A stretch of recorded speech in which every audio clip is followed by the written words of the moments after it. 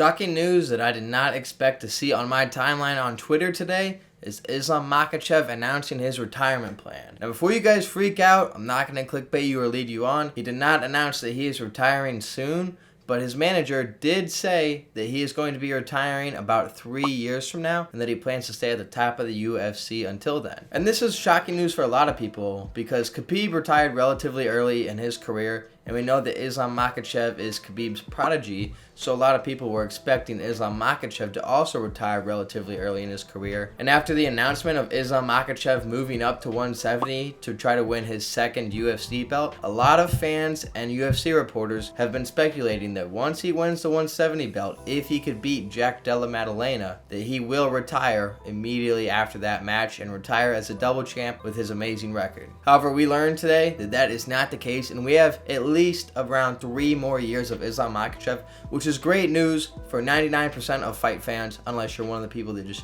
hates Islam Makhachev. And real quick, a free way to support an up-and-coming MMA channel would be to subscribe. It'd be cool if you joined from the beginning so that when we're a big channel one day, you guys could say you've been here from the beginning. I'm trying to get a lot of uploads out this week. We are going for 800 subscribers, and I think we could hit it this week. So all the support is appreciated, but let's get back to the video. But yes, this is great news that Islam Makhachev is planning to fight for multiple more years because he genuinely is, whether you like him or not, one of the greatest fighters that we have ever seen. He's a very complete fighter and one of the best wrestlers we've ever seen in the UFC or in mixed martial arts as a whole. Looking at Islam Makhachev's career, he is 16-1 in the UFC, with his only loss being when he was super young and nowhere near the fighter that he is now. Some of his most notable wins are beating Arman Tsarukyan, which has aged super well looking at how far he's come since that fight, as well as beating a top 5 lightweight of all time in Charles Oliveira to win the title, and then defending the title twice against the either pound for pound number 1 or 2 ranked fighter in Alexander Volkanovski, who is a long reigning featherweight champion at the time of both of their fights, and then beating Dustin Poirier, who many people also consider a top 5 lightweight of all time, and then beating Renato Moicano, who stepped in on short notice, so Islam Makhachev was not prepared to fight Moicano that day. And looking at this 15 fight win streak that Makhachev is on, it is one of the most impressive win streaks that we have seen in our sport.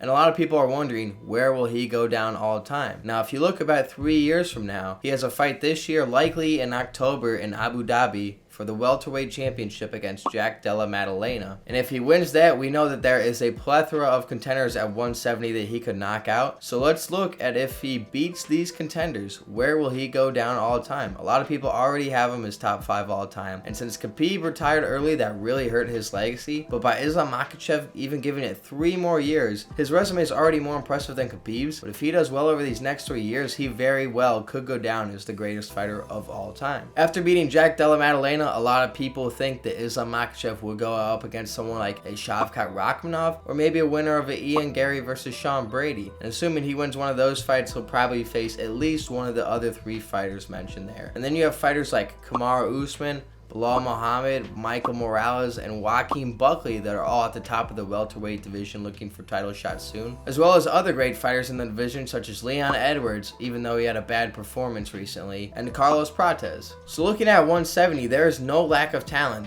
170 and 155, which are the 2 weight classes in which Islam Makhachev is fought at, are the most stacked weight classes in the UFC right now, so you cannot knock him for not facing a high level of competition, assuming he faces all the best fighters, which we believe is going to happen due to how stacked 170 is. So assuming he has a good run at 170, which is not an easy assumption to make considering how hard 170 is, Islam Makhachev has a very strong case to go down for the greatest fighter of all time. Now, what if he loses his title fight? Maybe he loses this first fight against Jack Della Maddalena, which is very possible, seeing how well JDM defended the wrestling against Bilal Muhammad and how dangerous of a striker he was. Well, if Islam Makhachev loses that fight at 170, then he likely moves back down to 155, where he could fight the winner of Charles Oliveira and Ilia Topuria. We already talked about how good Charles Oliveira is, and another win over him would certainly be good to have on your resume, especially since he would be coming off of a win streak. But if Ilia Topuria beats Charles Oliveira, which he is a big betting favorite to do so, I uploaded a video on this a couple weeks ago if you guys want to watch that after this one, then Islam Makhachev could come down and have the chance to beat this absolute legend in the making, Ilia Topuria, whose 3-fight win streak will look like beating Alexander Volkanovski to win the title, beating Max Holloway to defend the title, both those wins by knockout. Those are the 2 greatest featherweights of all time. moving up to face the top 5 lightweight of all time and beating Charles Oliveira. And then if Islam Makhachev were to beat that guy, that would be an insane win to add to your resume. It would make a lot of people forget about the 170 stint with how impressive that fight is. And then you'd have other fighters to fight at 155 to continue to build this great resume, such as Paddy Pimblett, a rematch against Arman Tsarukyan, who's become a lot better fighter since the first time they fought, and if he could beat him again would be very impressive. And whoever else is doing good at 155 at the time, maybe it's a Justin Gaethje win, maybe it's somebody else, who knows. There are contenders at both weight classes for him to fight, and a lot of legacy to be had for Islam Makhachev. But that's all I have for this video. You guys let me know down below, will Islam Makhachev win at 170, or do you think JDM is going to be too big and strong for him to handle? But with that being said, thank you for watching this far. Subscribe and like the video if you enjoyed it, and I will see you guys later this week with another upload. Deuces.